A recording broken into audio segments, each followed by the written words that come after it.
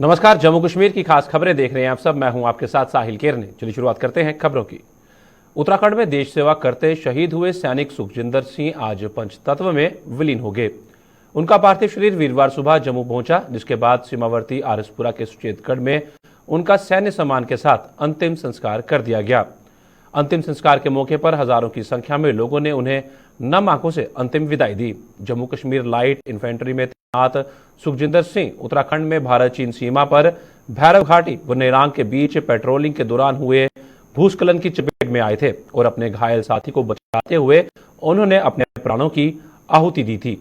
शहीद सुखजिंदर सिंह 2 साल पहले ही सेना में भर्ती हुए थे और उनके निधन से आरसपुरा में शोक की लहर दौड़ गई है।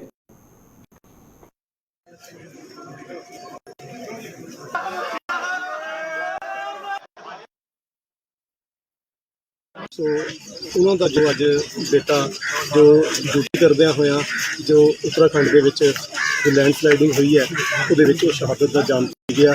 ਸੋ ਉਸ ਦੇ ਵਿੱਚ ਅੱਜ ਅਸੀਂ ਸਾਰੇ ਇਕੱਠੇ ਹੋ ਕੇ ਤੇ ਇਸ ਆਰਸਪੁਰਾ ਸ਼ਮਸ਼ਾਨ ਘਾਟ ਦੇ ਵਿੱਚ ਜੋ ਅੰਤਮ ਰੋਹਿਤਾਂ ਹੁੰਦੀਆਂ ਉਹ ਨਿਭਾਈਆਂ ਹਨ ਤੇ ਨਾਲ ਦੀ ਨਾਲ ਹੀ ਸਾਰੇ ਇਲਾਕੇ ਦੇ ਵਿੱਚ ਜੋ ਸ਼ੋਕ ਦੀ ਲਹਿਰ ਹੈ, ਬਹੁਤ ਹੀ ਦੁੱਖ ਭਰੀ ਲਹਿਰ ਹੈ।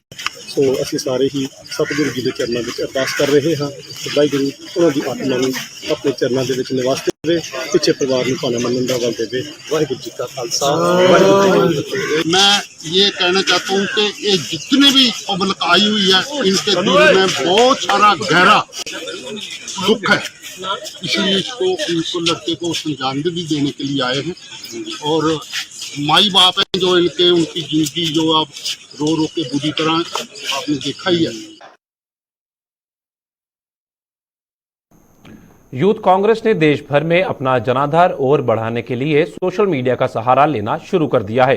यूथ कांग्रेस की जम्मू कश्मीर इकाई ने भी आज इस मुहिम की शुरुआत करते हुए युवाओं से इससे ज्यादा संख्या में जुड़ने का आह्वान किया। यूथ कांग्रेस के प्रदेश प्रधान उदय भानु चिब ने कांग्रेस के जम्मू मुख्यालय से इसकी शुरुआत की। यूथ कांग्रेस की इस मुहिम को लेकर क्या कहना था उनका, आइए आपको बताते हैं।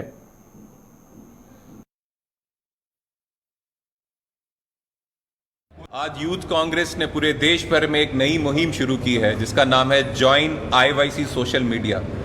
ये पूरे प्रदेशों में, पूरे देश में हम इस मुहिम की शुरुआत कर रहे हैं और जम्मू कश्मीर में जम्मू से आज प्रेस कॉन्फ्रेंस करके इसकी शुरुआत कर रहे हैं। और इसके माध्यम से हम दावत देते हैं, हम सब निमंत्रण देते हैं हर एक युवा को जो आवाज़ उठाना चाहता है इस करप्ट सरकार के खिलाफ, जो आवाज़ बनना चाहता है उन लोगों की जिनकी आवाज़ आज दब रही है, उन युवाओं की जिनको आज अपना हक नहीं मिल रहा है, उनको हम सोशल मीडिया प्लेटफॉर्म देना चाहते हैं। सोशल मीडिया में डिस्ट्रिक्ट लेवल, स्टेट लेवल और नेशनल लेवल की यूथ कांग्रेस की पोस्ट देना चाहते हैं टैलेंट हंट के थ्रू। हर एक डिस्ट्रिक्ट में इसका टैलेंट हंट होगा और जो युवा जो जिनमें जोश दिख रहा है, जो अब ये लड़ाई लड़ना चाहते हैं, उनको मौका मिलेगा, उनको इसमें जॉब्स भी मिलेंगी, उसको इसमें अपॉइंटमेंट्स भी मिलेंगी। तो आज आपके द्वारा ये हम बताना चाहते हैं जितने भी युवा, चाहे कोई फर्क नहीं पड़ता उनका कोई पॉलिटिकल बैकग्राउंड है या नहीं है, लेकिन अगर वो न्याय के खिलाफ आवाज लड़ना चाहते हैं तो यूथ कांग्रेस आपको प्लेटफॉर्म देने के लिए तैयार है। धन्यवाद। जय। भारतीय जनता युवा मोर्चा की प्रदेश इकाई हर घर तिरंगा अभियान को सफल बनाने में जी जान से जुटी हुई है। इस अभियान के प्रति लोगों में जागरूकता फैलाने के लिए युवा मोर्चा ने अपने कुछ कार्यक्रमों का ऐलान किया है। युवा मोर्चा के प्रदेश अध्यक्ष अरुण देव सिंह ने आज एक प्रेस कॉन्फ्रेंस के जरिए बताया कि जन जागरण के लिए 9, 10 और 11 अगस्त को युवा मोर्चा बाइक रैली निकालेगा और 13, 14 और 15 अगस्त को प्रभात फेरियों के माध्यम से लोगों को जागरूक किया जाएगा।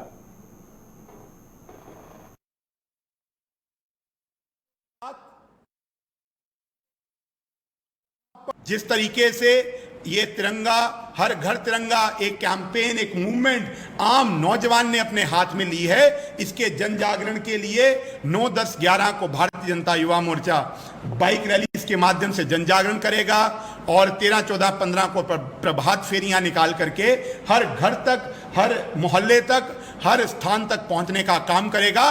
और नौजवानों के साथ भारतीय जनता युवा मोर्चा के कार्यकर्ता मिलकर के इस जो 75 वर्ष आज़ादी के पूर्ण हुए हैं, इसमें संकल्प भी लेंगे कि जो आने वाला अमृत काल है 2047 तक, उसके अंदर हम सब मिलकर के इस तिरंगे के सम्मान में जो भी जिंदगी में कार्य करेंगे उसको बहुत शिद्दत के साथ करेंगे। तभी मेरा भारत महान 2047 को उस विश्व गुरु के पद पर, उस सुपर पावर के पद पर आसीन हो पाएगा। उसमें मेरा जितना योगदान है इतना ही हम सभी का है।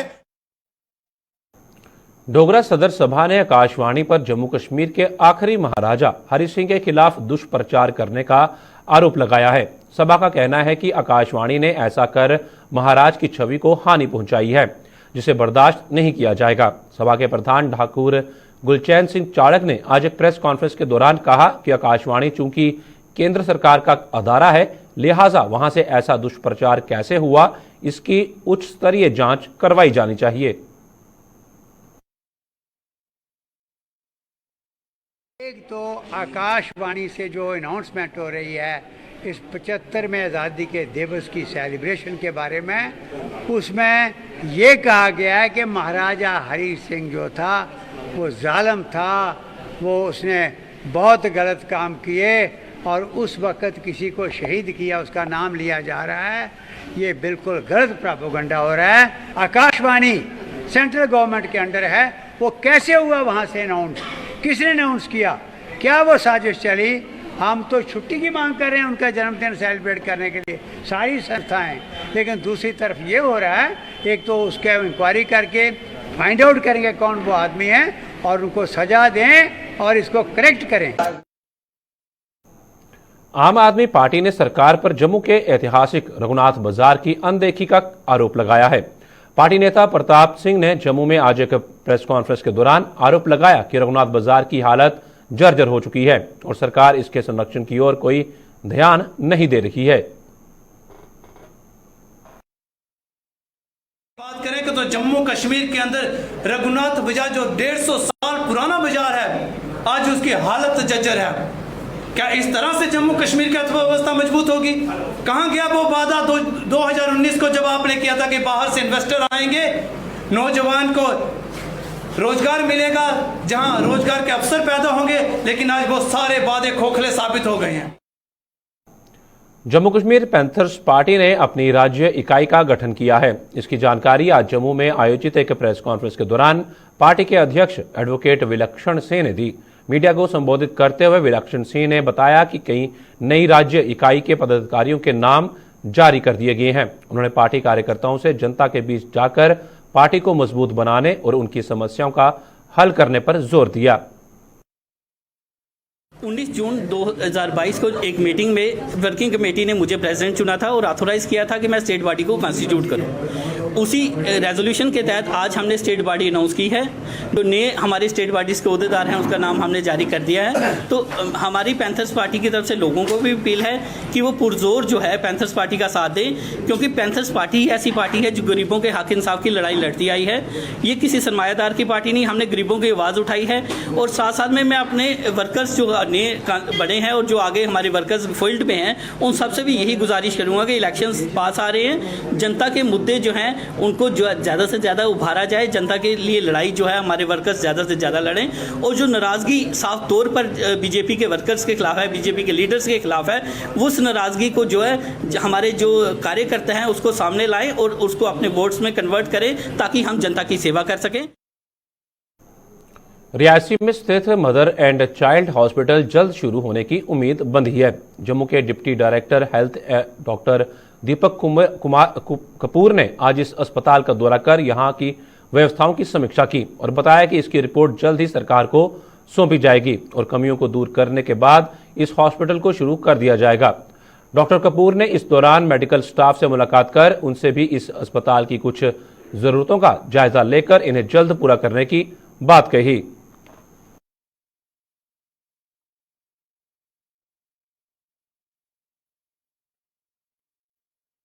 हमारा अपना मैंडेट है कि एमसीएच हॉस्पिटल के लिए यहाँ की हमने फिजिबिलिटी देखनी है और बाकी कंडीशंस और उसमें सजेशंस देनी है।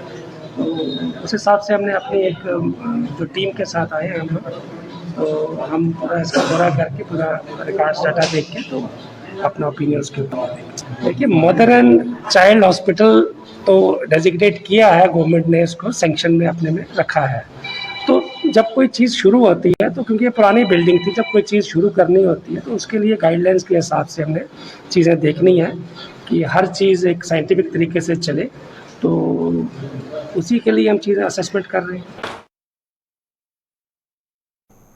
जम्मू के यूट्यूबर संयम पंडो के खिलाफ ब्राह्मण समाज ने मोर्चा खोल दिया है। दरअसल संयम पंडो ने अपने एक वीडियो में ब्राह्मण समाज के खिलाफ अपशब्दों का उपयोग किया है, जिसके विरोध में ब्राह्मण समाज सड़कों पर उतर आया है। जम्मू में आज ब्राह्मण समाज के बैनर तले प्रदर्शन करते हुए लोगों ने सरकार से संयम पंडो को खूब खरी खोटी सुनाते हुए प्रशासन से उसके खिलाफ एफआईआर दर्ज कर कानूनी कार्रवाई करने की मांग की है।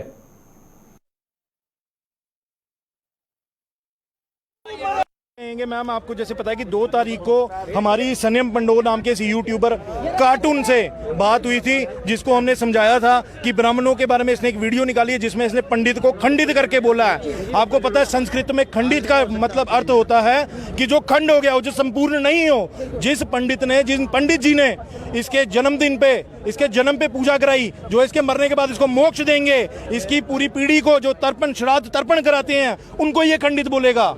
हम ऐसी अराजकता वाले बयानों को कभी भी एक्सेप्ट नहीं करेंगे। ने 2 तारीख को मैम जम्मू कश्मीर ब्राह्मण सभा की ओर से इसको फोन किया, हमने इसको बताया, मामले का संज्ञान दिया, उसकी पूरी रिकॉर्डिंग प्रूफ पड़ा हुआ है।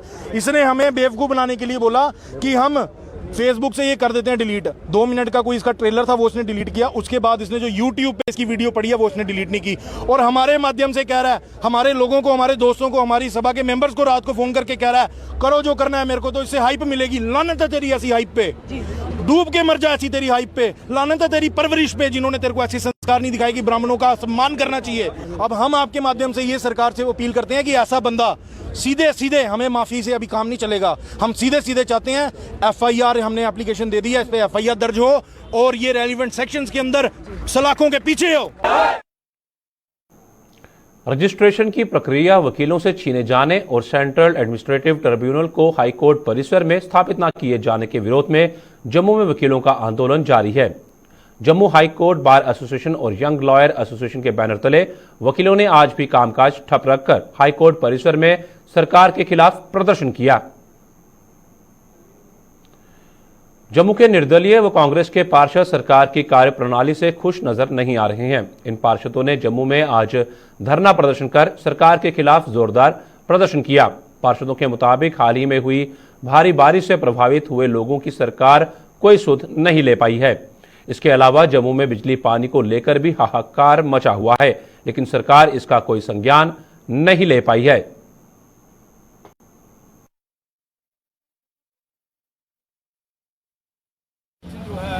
इंडिपेंडेंट और कांग्रेस कारपोरेटर की ओर से किया जा रहा है। जैसे कि जम्मू के अंदर, पूरे जम्मू के अंदर हाहाकार मची हुई बिजली पानी और सड़क के लिए। अभी रिसेंटली जो इतना बड़ा जो फ्लड आया, लोगों को घर में 4-4, 5-5 फुट पानी गया, लोगों के घर बह गए 3-3 बार। जहाँ से लोग मेरे पीछे बैठे हुए हैं, बाबू फोर्ट के लोग, बाकी रजीम नगर के लोग, हमारे जो कासिम नगर के लोग, जहाँ से पीछे बैठे हुए नानक नगर के लोग बैठे हुए हैं, जिनके घरों में 4 से लेकर 6 फुट तक पानी चला गया, तबाही हो गई, लोगों के मकान गिर गए, लेकिन एक पैसा आज तक इनको मुआवजा नहीं मिला है। जहाँ तक बिजली का सवाल है, आज भी बाउफोर्ट के अंदर लोगों ने सड़क जाम की हुई है, पानी के लिए की हुई है। बाउफोर्ट के लोगों ने अभी सड़क जाम किया है, पानी के लिए, बिजली के लिए सड़क जाम करके बैठे हैं, क्योंकि कोई बंदोबस्ती नहीं है। और इसके साथ ही हमारा जो यूथ है, यूथ हमारा तबाह हो रहा है। हमारे जो लॉयर्स हैं वो स्ट्राइक पर हैं। हमारे जो जम्मू बेस्ड और हमारे इंटर डिस्ट्रिक्ट रिक्रूटमेंट के जो श्रीनगर में पोस्ट हैं, अम्बेडकर चौक में, वो हैं। जनता की समस्याओं के समाधान के लिए प्रदेश भाजपा द्वारा हर संभव प्रयास किए जा रहे हैं। जनता की समस्याओं के हल के लिए भाजपा नेताओं द्वारा जनता दरबार का आयोजन कर लोगों को पेश आ रही समस्याएं सुनी जा रही हैं। इसी कड़ी में आज पार्टी के जम्मू मुख्यालय में जनता दरबार का आयोजन किया गया, जिसमें पूर्व मंत्री श्यामलाल शर्मा और पार्टी के प्रदेश सचिव रेखा महाजन ने लोगों की समस्याएं सुनी। इस दौरान पूर्व मंत्री ने कुछ समस्याओं का समाधान मौके पर किया, जबकि अन्य समस्याओं को हल करने का आश्वासन दिया।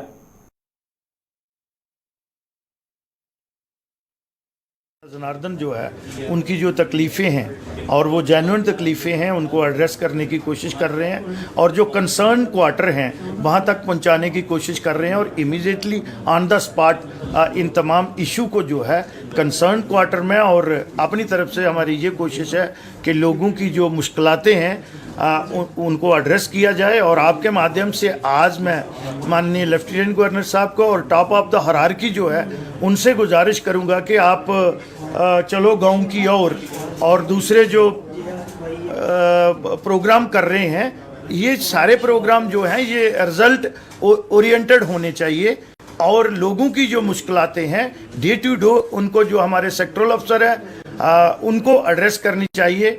और मुझे लगता है कि लोगों की मुश्किलातें जो हैं वो बढ़ रही हैं, वो कैसे कम हो ये मैं आपके माध्यम से माननीय लेफ्टिनेंट गवर्नर साहब से आज ये उनको गुजारिश करता हूं कि इन चीज़ों पे जो उनका ग्रीवेंसेस सेल भी है वो भी इफेक्टिव होना चाहिए। मुझे लगता है वो इफेक्टिवली काम कर रहा होगा, लेकिन जो ज़मीनी सतह पे है वो लोगों की जो रोज़मर्रा की ज़रूरतें हैं उनमें कहीं ना कहीं कमी आ रही है। Power grid corporation of India की ओर से जम्मू में अंतर क्षेत्रीय कबड्डी प्रतियोगिता का आयोजन किया जा रहा है, जिसकी आज धूमधाम के साथ शुरुआत हुई। जम्मू यूनिवर्सिटी मैदान पर हो रही 3 दिवसीय इस टूर्नामेंट का उद्घाटन पावर ग्रिड के उत्तरी ग्रिड के एग्जीक्यूटिव डायरेक्टर कैलाश राठौर ने किया, जिसमें पावर ग्रिड की देश भर की 11 टीमें भाग ले रही हैं।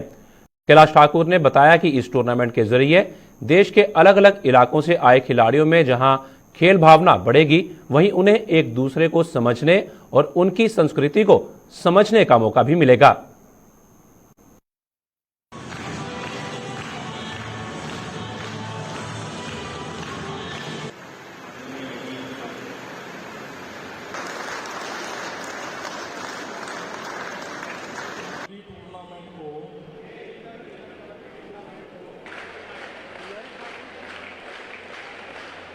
पावर ग्रिड में भी इस गेम को बढ़ावा देते हुए अपने हमारे महफिल की शान बढ़ गई।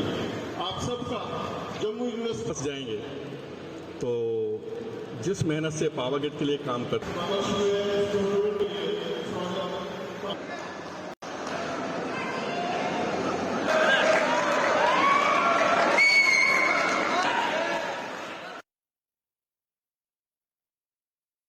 टीमें पूरे कंट्री से आई हुई हैं। पावर ग्रिड के 11 रीजन्स हैं, इंक्लूडिंग कॉर्पोरेट ऑफिस 12 बन जाते हैं। तो इस तरह से सभी पूरे कंट्री से टीमें आई हुई हैं और टोटल 11 टीम्स हैं इंक्लूडिंग कॉर्पोरेट ऑफिस।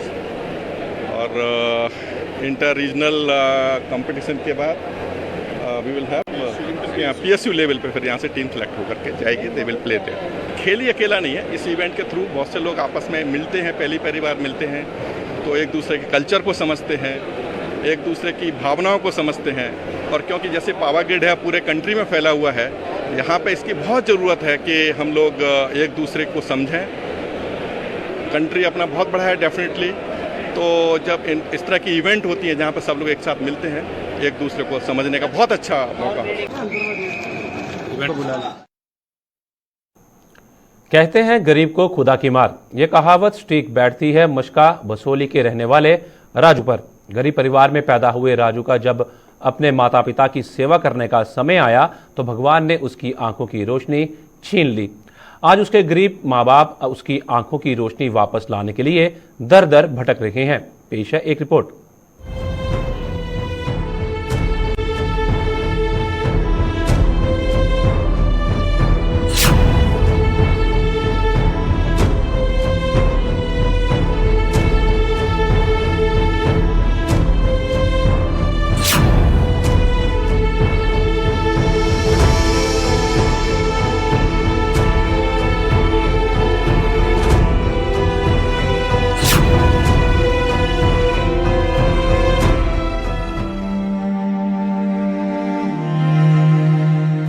को साफ कर रहा ये युवक दुनिया का सबसे बदनसीब युवक है।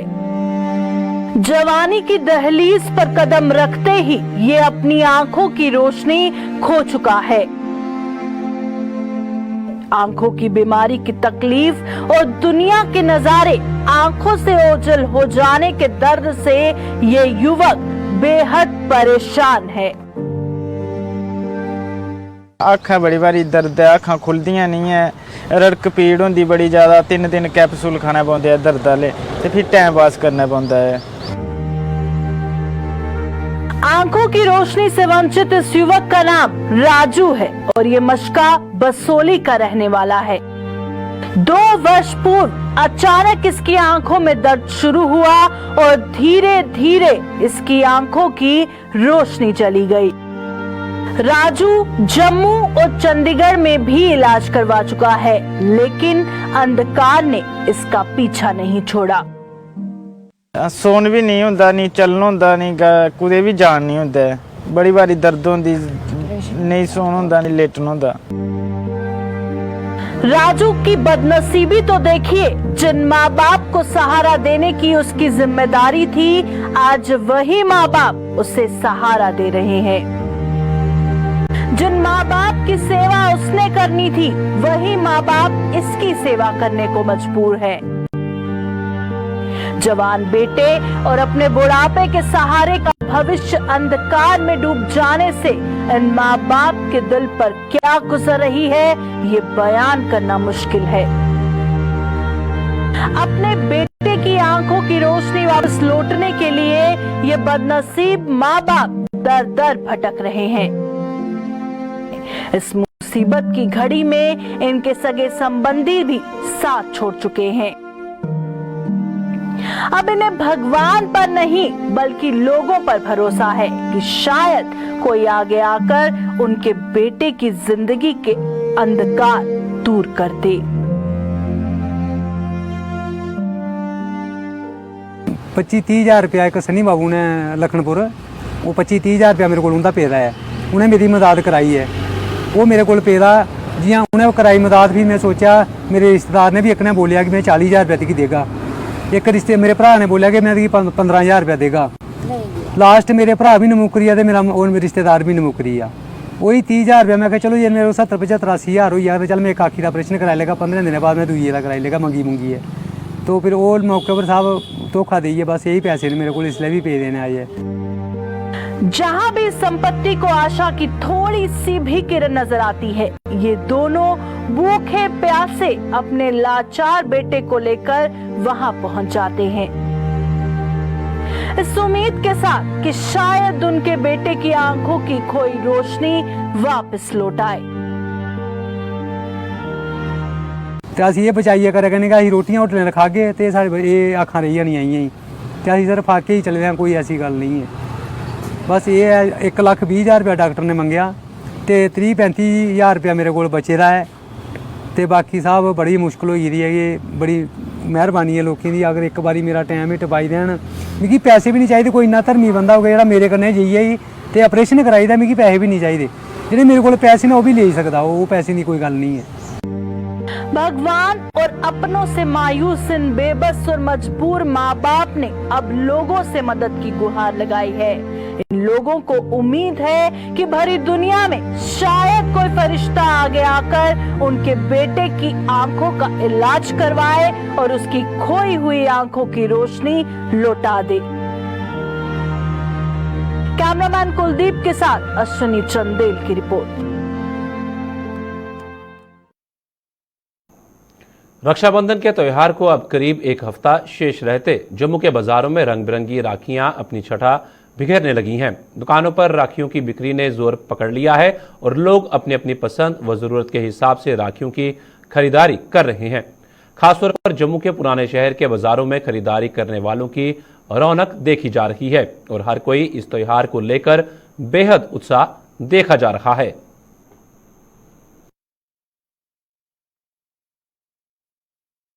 अच्छा त्योहार होता है बहन भाई का, बहुत अच्छा त्योहार होता है। ये सबसे बहन भाई का त्योहार है, रक्षाबंधन होता है, साल में एक बार आता है, बहुत अच्छा होता है। तो किस तरह अच्छी मिल रही है, बहुत अच्छी है जी। इस बार ज़्यादा तो राखियाँ आई हैं, जैसे लविंग ब्रदर आया हुआ है, ब्रो आई हुई हैं, आई लव माई ब्रदर वाली राखी, जो ब्रदर के रिलेटेड राखियाँ आई हुई हैं, बच्चों के लिए लाइट वाली आई हुई हैं, कोई प्लेट्स आई हुई हैं, जयपुरी राखी आई हुई है मार्केट में अच्छी थी।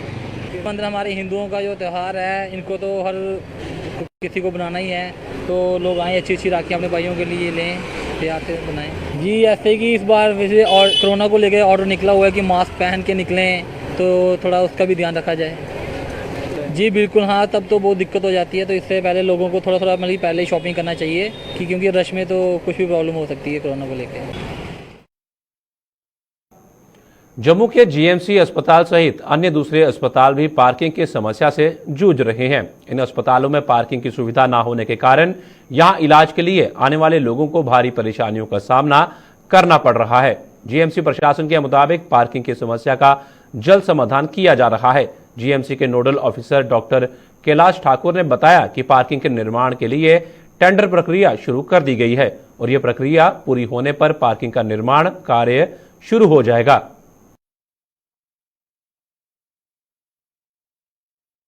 देखिए, जहाँ तक गवर्नमेंट मेडिकल कॉलेज और एसोसिएटेड हॉस्पिटल्स में सबसे जुड़ी बड़ी प्रॉब्लम है वो लैंड की अवेलेबिलिटी का है। काफ़ी कम लैंड अब हमारे पास रह चुकी है।